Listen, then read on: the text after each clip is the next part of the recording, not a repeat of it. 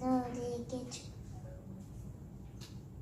우리에게 주신 하나님의 말씀은 마가복음 9장 37절 말씀입니다. 오늘 우리에게 주신 하나님의 말씀은 마가복음 9장 37절 말씀입니다. 제가 하나님의 말씀을 봉독하겠습니다. 누구든지 내 이름으로 이룬 너희 아이 하나를 영접하는 곧 나를 영접하니요. 누구든지 나를 영접하는 나를 영접함이 아니요 나를 보내신 이름 영접함이요. 아멘. 아멘. 하나님의 귀한 말씀이 말씀을 봉독한 하의 인생 가운데 기재되기를 간절히 축복합니다. 가면 갈수록 하나님의 말씀을 봉독하는 친구들의 은혜가 보이는 것 같습니다.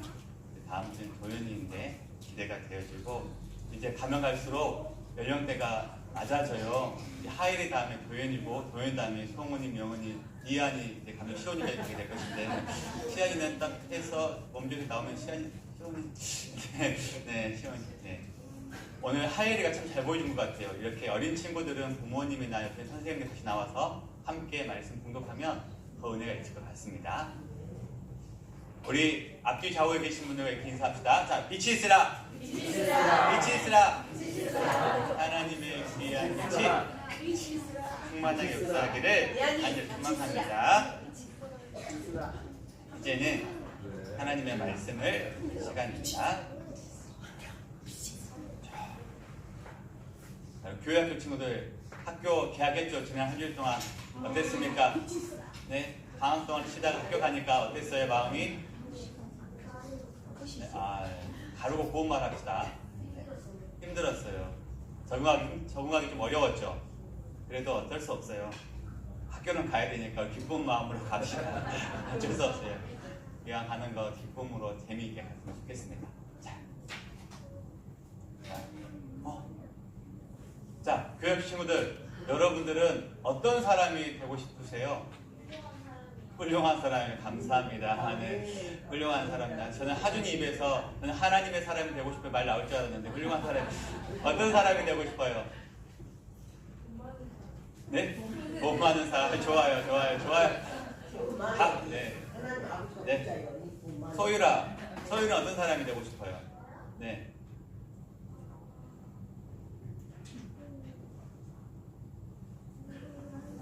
눈을 굴리고 있는데 생각해 보십시오. 자, 이번 주에 생일 있는 하은이는 어떤 사람이 되고 싶어?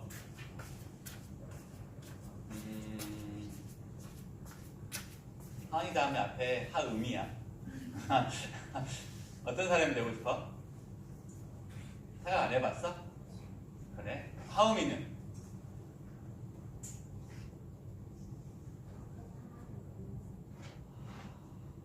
들으셨어요? 계속해서 하나님을 믿는 사람이 되고 싶대요. 목사님 설교보다 은혜스럽다. 야. 목사님은 말씀을 준비하는데 요즘에 많은 사람들이 어떤 사람이 되고 싶나 라고 스스로 질문해보니까 이렇게 말해요. 뭐예요? 성공한 사람. 우리 아침에 승권이가 이야기한 그런 마음이 아마 이런 마음인 것 같아요. 성공한 사람 되고 싶어 해요. 성공이 뭔지 아세요? 성공을 무엇을 찾아보니까 이렇게 뜻하고 있어요. 목적하는 바를 이룸. 그러니까 목적한 바를 이루는 사람이 성공한 사람이다 라고 설명하더라고요. 많은 사람들이 어떤 사람이 되고 싶어요? 물으면 성공한 사람이 되고 싶어요 말한다는 것은 내가 정한 것, 또 옆에 있는 누군가가 이루고 싶은 것을 내가 이루었다라고 말을 하는 것입니다. 그런데 여기에 하나 물음표가 있어요. 요즘에 성공 그러면요 어떻게 말하냐면 내가 원하고 내가 목적을 정하고 내가 바라는 것을 이루어서 성공한 사람이 되는 것이 아니라 요즘에는요 이것 때문에 많이 힘들어요. 성공하는 건 참 좋은데 다른 사람과 비교해서 성공을 해야 된대요. 요즘의 성공은 목적하는 바를 이루는 것이 성공이 아니고 다른 사람과 비교해서 조금 더 나오면, 조금 더 뛰어나면 성공했다라고 말을 하고 있어요. 예를 들어볼게요. 예를 들어보면 내 옆에 있는 누군가와 비교해서 내가 돈을 더 많이 버는 직장에 들어가면 성공한 사람이라고 말해요. 내가 어떤 사람과 비교해서 더 똑똑해졌다라고 생각하면 내가 성공했다라고 말을 합니다. 내가 가진 재산이 어제보다 오늘보다 내일이 더 많아진다라고 하는 마음이 들어. 내 옆에 있는 어떤 친구보다도, 이웃보다도. 그러면 그 사람들은 나는 성공한 사람이야 라고 이야기한대요. 그러니까 이 성공이라고 하는 본래적인 목적과는 다르게, 의미와는 다르게 다른 사람과 비교한다라는 좋지 않은 꼬리표가 따라다니고 있습니다. 세상은 이렇게 말하고 이렇게 해야 성공이라고 말을 하고 있지만 성경은, 예수님은 그렇게 말할까요? 말하지 않을까요? 그렇게 말하지 않습니다. 성경은 그렇게 말하지 않는데, 특별히 예수님께서 오늘 본문 말씀을 통해서 참된 성공이 무엇인지, 진짜 성공한 인생이 누구인지 우리에게 말씀하고 있는데, 오늘 말씀을 통해서 진짜 성공한 사람이 어떤 사람인지 한번 나누어 보도록 하겠습니다. 오늘 말씀을 보게 되어지면 예수님께서 어떤 말씀을 계속 하셨냐면 하나님 나라에 대한 이야기를 쭉 하고 있었어요. 우리가 9장만 봤지만 9장 1절, 8장 30절 이하의 8장 서두부터 마지막까지 쭉 보게 되어지면 이렇게 말씀하세요. 제자들아, 내가 곧 죽게 될 것이고 그 죽음으로 끝나는 것이 아니라 내가 다시 부활하게 될 것이다 라고 하는 이야기를 8장에서 한 번 더 했거든요.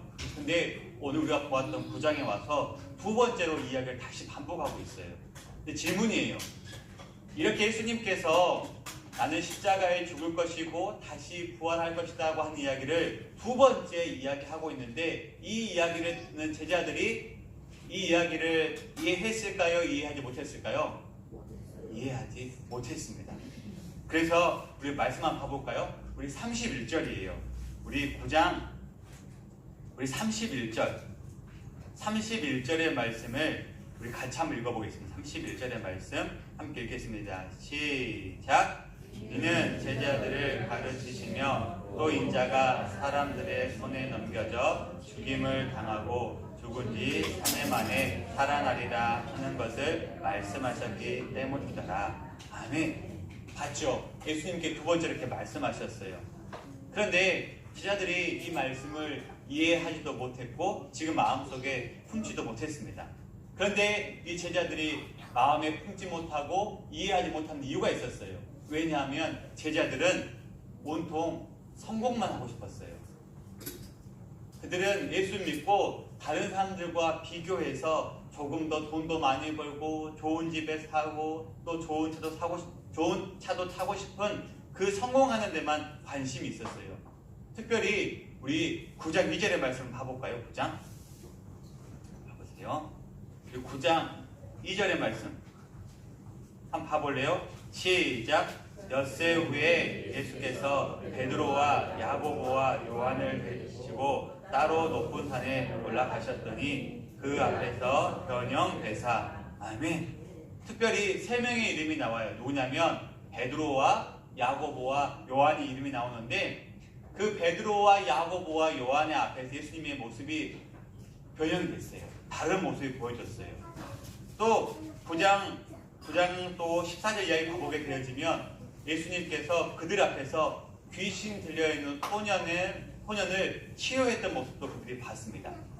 무슨 말이냐면 이 제자들은 지금 예수님의 놀라운 모습도 보았고 사람을 고치고 살리는 일도 보았습니다. 어땠을 것 같아요? 특별히 베드로와 야고보와 요한은 나머지 제자들보다 야, 너희들 그거 본 적 있어?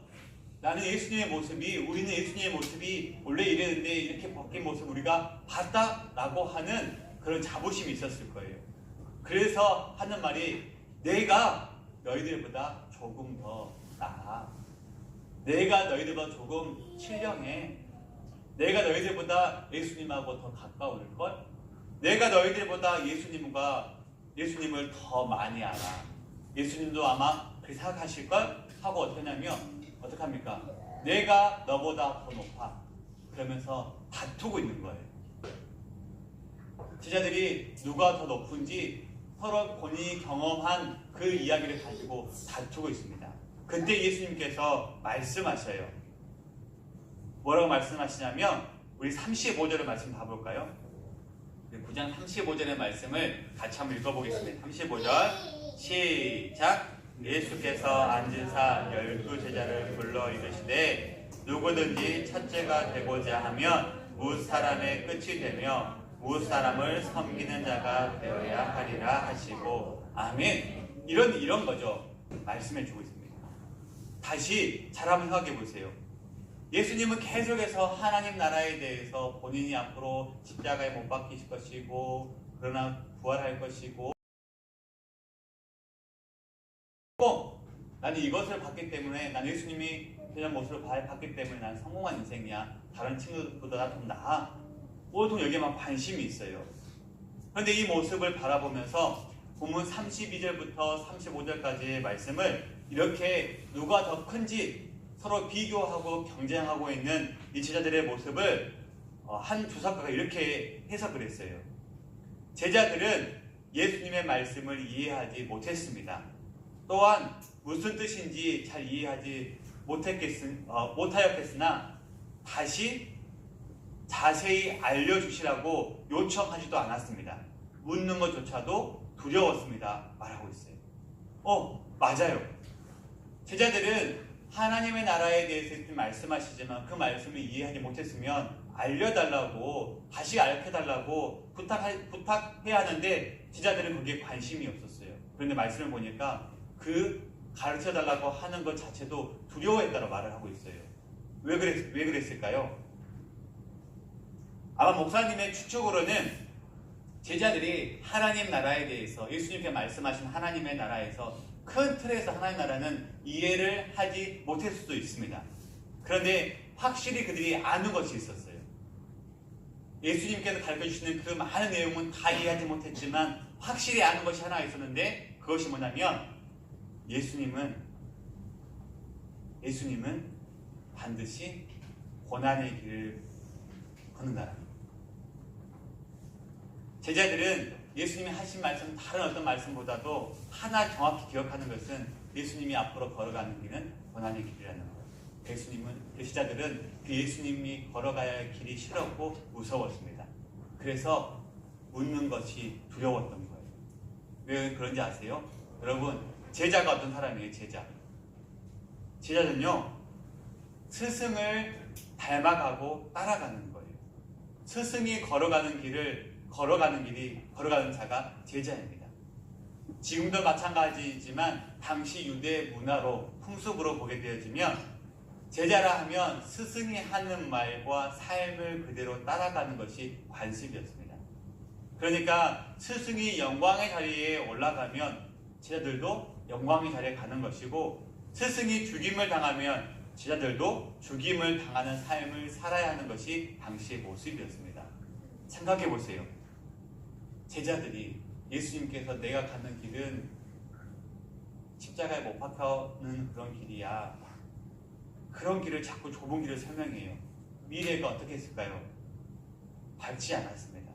그래서 그 사실에 대해서 다시 한 번 더 예수님은 2번 말하는데도 다시 한번 묻는 것이 싫었고 두려웠습니다.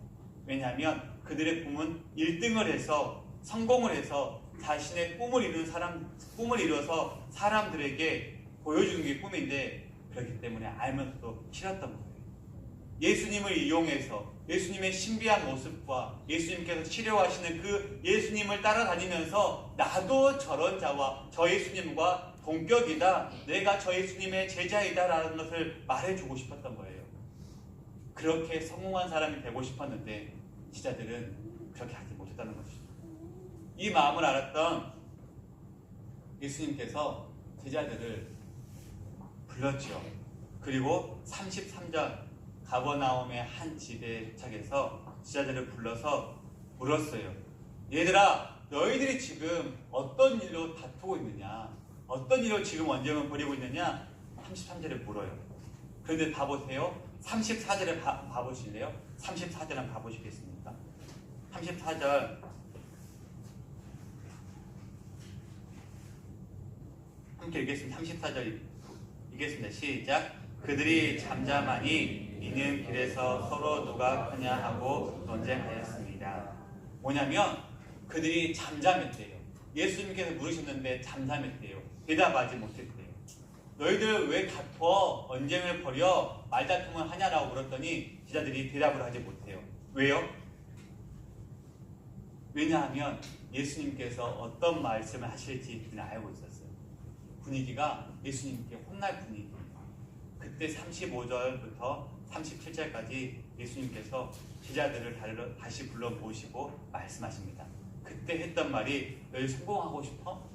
너희들 이 복음을 듣고 이 하나님 나라의 복음을 듣고 성공하고 싶어? 그러면 꼴찌가 돼.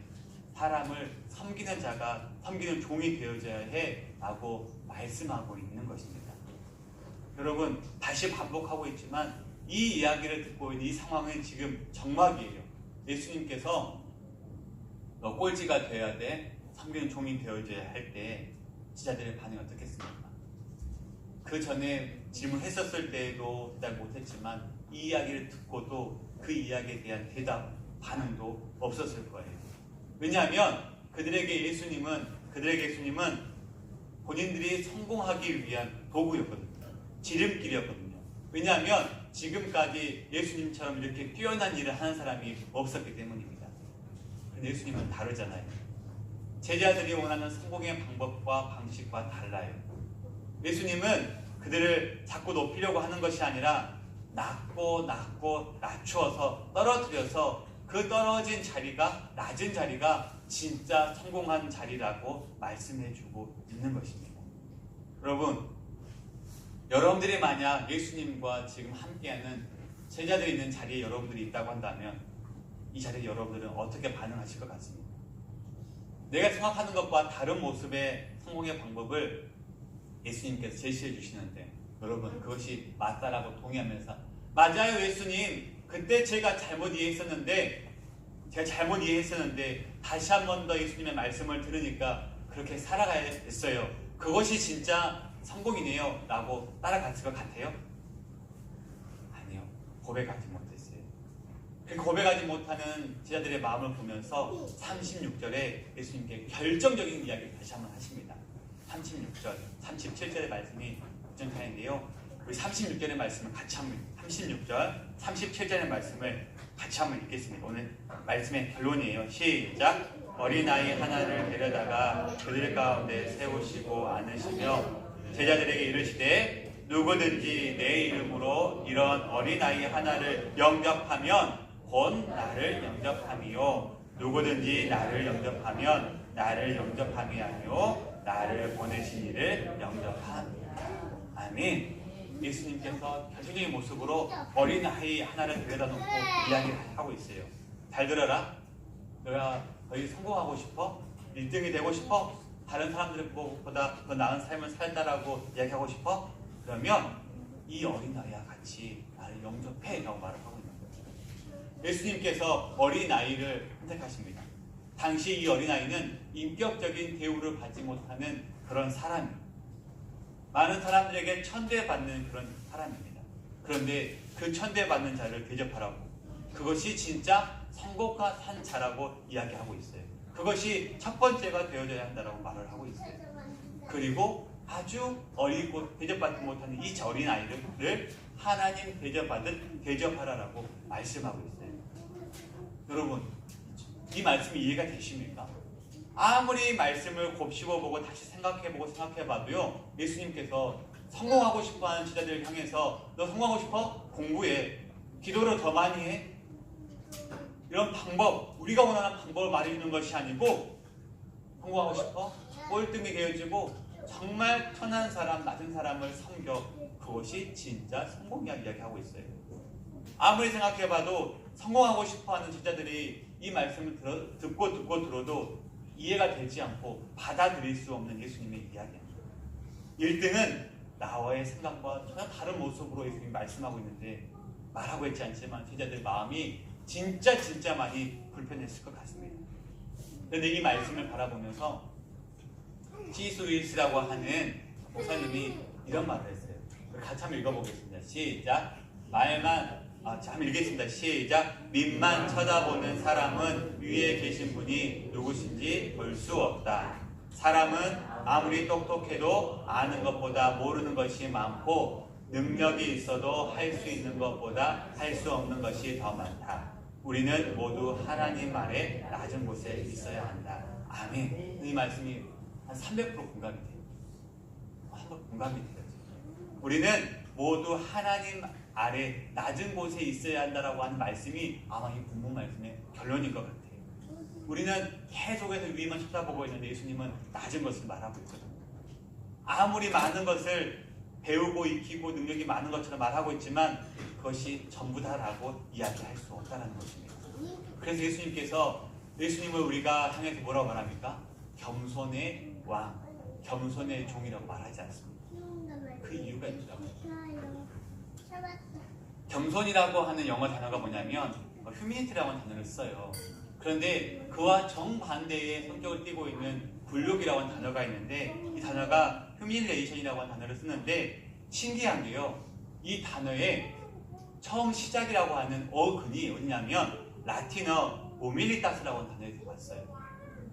어원이 같아요. 그런데 뜻이 정반대라는 겁니다.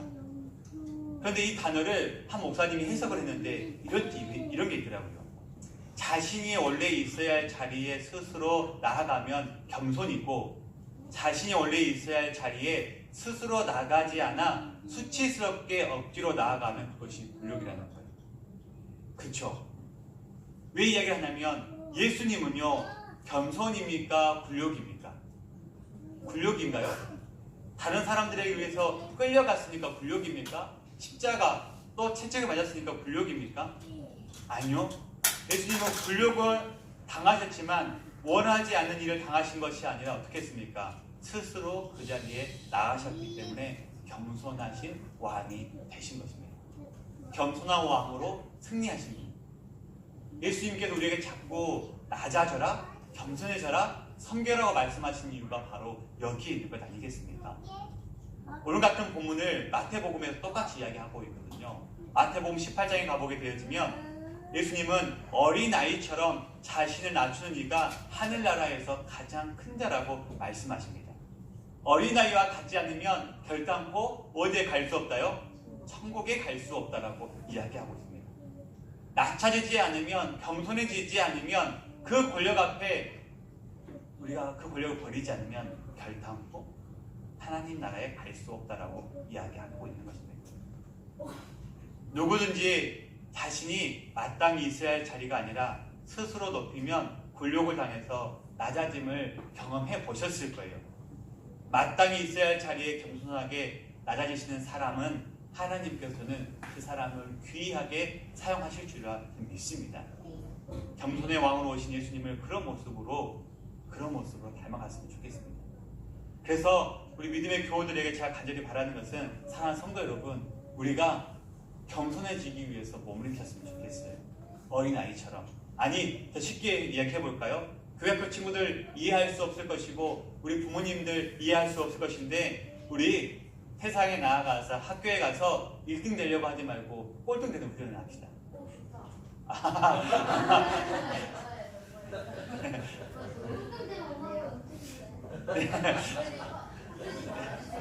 조용히 하고 있다. 여기 다 반응하네. 제가 조용히 하고 있다가 네. 이 말은 공부에서 꼴등하는 이야기가 아니에요. 마음으로 낮아지고 섬기는 자가 되라고 하는 이야기입니다. 제가 우리 일본교회를 개척하면서 결단했던 마음 중에 하나가 뭐였냐면 경쟁하고 싶지 않았어요. 경쟁하고 싶었어요. 피하고 싶은 게 경쟁이었습니다. 옆에 있는 교회랑 옆에 있는 목사님이랑 교회 건물을 보면서 교회 모이는 숫자를 보면서 경쟁하고 비교하는 거 정말 하고 싶지 않았어요. 혹시 우리 성도님들 가운데도 지금 마음 가운데 그런 마음도 있습니까? 1년 됐으니까 2년 됐으니까 이래야 되고 저래야 되고 저 교회는 이러니까 저 교회는 이런 걸 하니까 또 저쪽 교회는 이런 걸 하니까 우리 교회도 우리 지혜가 그런 걸 하지 않았으면 좋겠어요. 우리 교회가 걸어가야 할 것은 경쟁이 아니라 믿음의 경주입니다. 우리가 해야 될 것은 이 옆 교회는, 이 옆의 성도는 여러분 믿음의 같이 경주를 하는 것이지 그들과 견주어서 경쟁해서 누가 더 크고 누가 더 작고 누가 더 낮은지 이거 말하고자 하는 것이 아닙니다. 우리 하나님께서 우리 교회를 향해서도 마찬가지인 것이에요. 제가 우리가 교회가 세워진 2년차가 되어져서 이제 조금 움직여가고 있는데 제 마음과 주님께 주시는 계속 기도의 마음은 바로 이 마음이에요. 우리가 교회를 세워가고 땅을 구입하고 이제 교회를 꿈을 올리 교회 설계를 하고 하는 과정들이 있는데 그 마음 가운데 제가 계속해서 기도하는 것은 하나님 이 모습을 통해서 옆에 있는 누군가와 경쟁하지 않도록 이 마음을 주님 붙잡아달라고 계속 기도하고 있습니다. 부모님들은 이러실 거예요. 목사님 교회가 이렇게 되어지고 하게 되어지면 성도들도 더 많이 모이고 그러면 재정도 좀 튼튼해지고 그러면 목사님 사례비도 많이 드리고 막 이런 계획들을 많이 세우실 거예요. 옆 교회는 이런다고 하는데 옆 교회는 이런다고 하니 아니요. 그런데 눈 돌리지 마십시오. 우리가 원하는 것은 주님께 우리 교회 원하시는 것은 그런 재정, 건물의 모습, 숫자가 절대 아닙니다. 그 마음 아닙니다. 저의 마음 때문에 여러분들이 힘들 수도 있고 우리 또 가족들이 힘들 수도 있는데요. 여러분 경쟁은요 절대 크고자 하는 것은 더 다른 사람들보다 다른 교회보다 더 크고자 하는 것은 절대적으로 주님께서 원하시는 모습입니다. 우리가 모이고 더 많은 숫자가 모이고 또 주께 원하시는 건물이 세워지면요 더 낮아지고 더 겸손해지려고 우리가 준비하고 몸부림쳐야 되는 것입니다. 조금씩 부담되어지고 조금씩 기도가 더 깊이 되어지는 것은 우리가 모이는 숫자 또 우리의 건물이 올라가게 되어지면 우리는요 우리의 믿음과 우리의 생각으로 원치 않게 주위의 교회들이 우리에게 경쟁하다라고 우리에게 이렇게 찌르는 경우가 분명히 생길 거예요. 어떻게 우리 같이 경쟁하실 겁니까? 아니요. 우리가 너희보다 더 나아. 우리는 2년밖에 안 됐는데 이렇게 모이고 우리 건물도 이건 절대 하나님 기뻐하시는 일이 아닙니다. 스스로 자부심을 가지고 교회를 사랑하는 마음이 필요하지만 그것이 자랑되거나 우리의 이런 모습을 통해서 다른 교회를 다른 이웃의 공동체를 밟는 행위는 절대 하시면 안 된다는 것입니다. 하나님께 우리에게 허락하신 공간은 내 신앙, 주 앞에서 당당하게 믿음을 지키는 가는 과정과 장소가 필요해서 하는 것이지 그들과 비교하는, 경쟁하는 그런 것이 아니라는 사실을 기억하시기 바랍니다. 제가 마음으로 기도하는 것은 우리 사랑하는 집사님, 권사님들은 오랫동안 신앙생활을 해오셨기 때문에 더 그러실 수도 있어요. 제가 그 마음을 압니다. 더 큰 마음이 있을 줄 믿습니다. 그러니 제가 최근에 우리 권사님, 집사님들 대화하는 것을 유심히 들어보고 혼자 기도하면서 먹는 마음은 하나님, 저희 교회가 세워지고 저희 교회 건물이 세워져 가는데 이 건물이 이 믿음의 어르신들에게는 하늘나라로 올라가는 이삭의 번제단이 되게 해달라고 그런 기도가 되더라고요. 하나님 앞에 온전하게 헌신하는 믿음을 고백할 수 있는 그런 장소가 되게 해달라고 저는 기도하고 있습니다. 다시 한번 정리합니다. 우리 교회가 세워져 가는 과정이 절대 경쟁이요 비교의 대상이 되면 안 됩니다. 우리 교회의 모습을 통해서 우리보다도 더 연약하고 작은 교회가 힘들어하면 절대 안 됩니다. 아시겠죠? 경쟁이 걸어오면 기도해야 됩니다. 누가요? 우리는 믿음의 경주를 하는 것이지 절대 경쟁하고 비교하는 교회가 아니라는 사실을 머리에 생각하시면서 기도를 더 많이 하시고 넘어지지 않도록 무장해 주시기를 바랍니다. 말씀을 마무리하면서 예수님께서 이 어린아이의 믿음을 보면서 말씀하시는 것이 뭐냐면요, 다시 한번 반복하는 것은 예수님께서 이제 잘 들어봐라. 내가 십자가에 못 박혀 죽을 것이고 부활할 것이다 라고 말했는데 너희들 못 받아들이지? 어렵지? 그런데 어려워도 이것을 지켜야 돼.